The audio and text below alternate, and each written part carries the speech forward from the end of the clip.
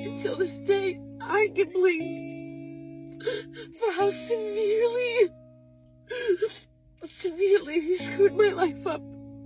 I can't sleep, I can't eat, I can't drink anything without feeling pain, just true pain. And I get blamed for feeling this way. And it is just ridiculous how someone can hurt you so much, and just expect you to move on from it and not care and just move on like as if nothing happened. And I will never wish this pain on anyone.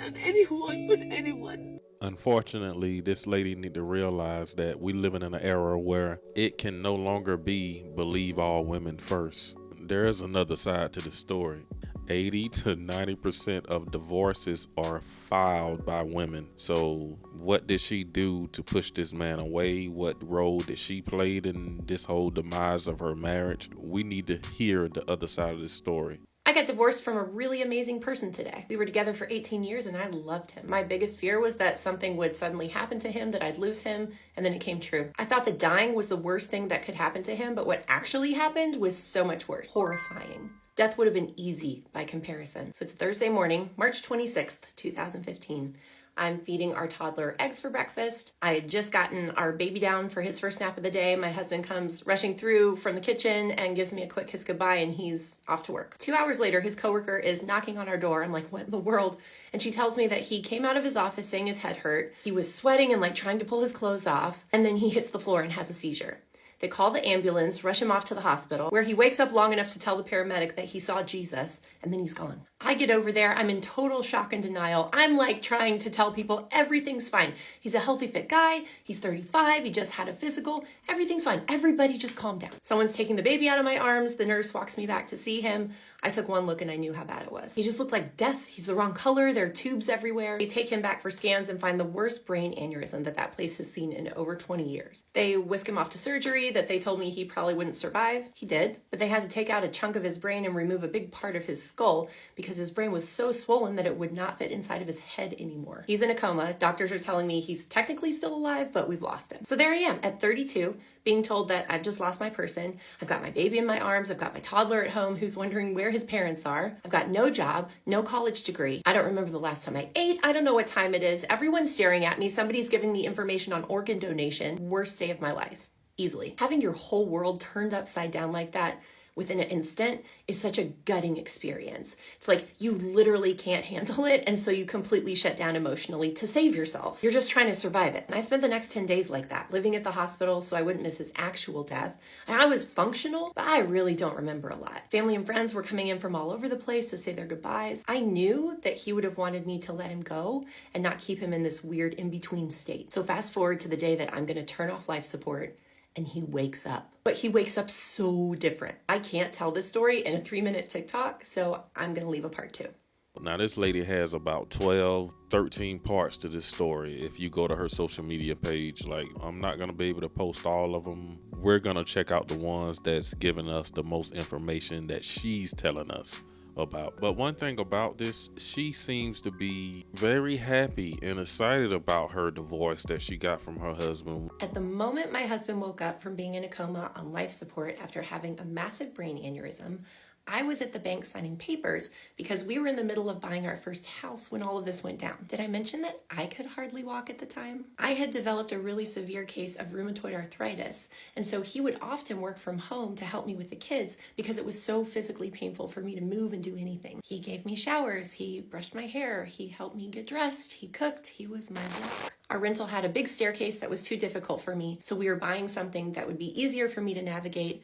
Little did we know he's the one who's gonna need it. So I'm at the bank and I get a phone call, people screaming on the other end of the line that he's awake, and I just hit the floor because I was about to go back to the hospital and pull the plug. Just sank to my knees in the middle of the bank. Once I got myself together, I raced over to the hospital, just so excited to see my man and be like, wow, that was crazy, babe, wasn't it?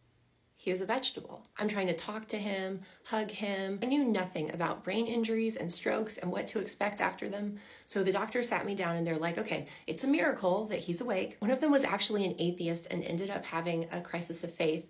because of all this, but that's a story for another time. The doctors told me that even though my husband was awake, he would never be capable of meaningful human connection ever again.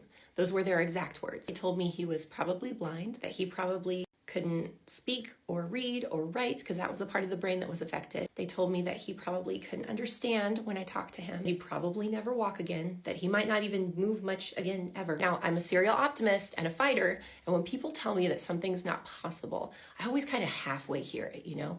I'm like, thanks, okay, we'll see. They said, you guys are at the beginning of a marathon. There's no quick fix. You have to think of it that way. And they were right. And you don't have to wait for part 3 because I already recorded it for you.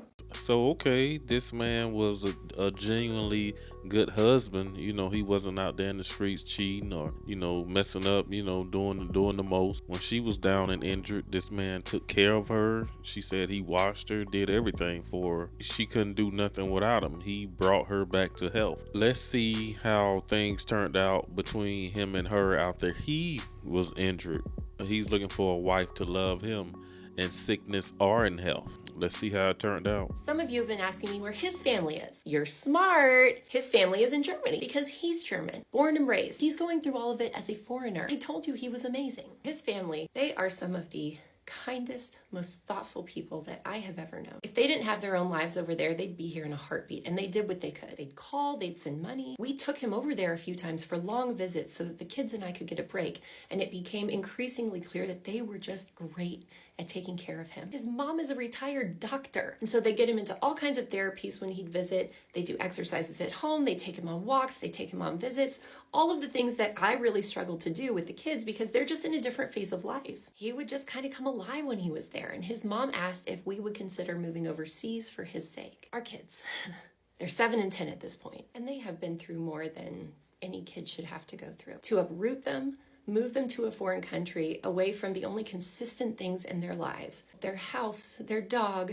their school, their friends, their grandparents. And I kept remembering a conversation that my husband and I had had shortly before his aneurysm. We're making our will, and he told me that if anything ever happened to him, he would want me and the kids to let him go and move on and have the best life possible. And I was so upset when he said that. I was like, you're crazy. I could never do that. I could never leave you. I could never be with anyone else. And he was so adamant, and we fought about it that entire day. Looking back, I could never have imagined what our life would become. It's so crazy that some of you don't even believe it's real. You think that I'm making this up, that it's a book. It's so crazy that last week there were 400 of you watching my profile, and now 7 million of you are wanting to know what happened and how this is possible. I know that I know that I know that if my husband had been able to see how our life would turn out, he would have said, no way. No way I'm letting our kids grow up like this. No way I'm letting you take this on, honey. You let me go. Remember when I said that love is not a feeling, it's an action? I started to wonder if the most loving thing that I could do for him was to let him go into a better situation where he's finally getting the care that he deserves. Loving and honoring him till death do us part. Does it mean rings on our fingers and being together even though it's not what's best for us? Or does it mean sending him into the best life possible and being lifelong friends?